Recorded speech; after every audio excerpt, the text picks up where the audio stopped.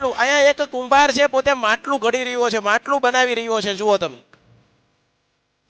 આપણે વાત કરીએ છીએ પરીક્ષાની, તો પરીક્ષા કોને કોને દેવી પડે? જો આ ભાઈ માટલું બનાવે છે કુંભાર, ભાઈ એક માટીના ઠીકરાને પણ અંદર પાણી સંગ્રહ રાખવા માટે માટલું પણ આપણે લેવા જઈએ ને તો એને પણ ટીપી ટીપીને લેવામાં આવે છે. પાકું માટલું હોય ને એ માણસ લે.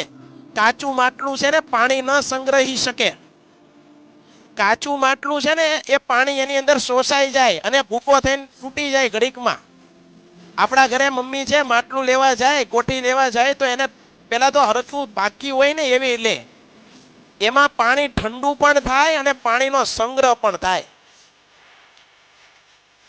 અધૂરું જ્ઞાન, અધૂરું જ્ઞાન. જે માણસ પરીક્ષામાં ઉતર્યો નથી, જેને વેદનાઓ ભોગવી નથી, જેને પીડાઓ સહી નથી, એવા કાચા માટલાને હાથમાં સફળતા આવી જાય ને ભાઈ, કાચા માટલા રૂપી માણામાં સફળતા આવી જાય ને તે સફળતાને પચાવી ન શકે.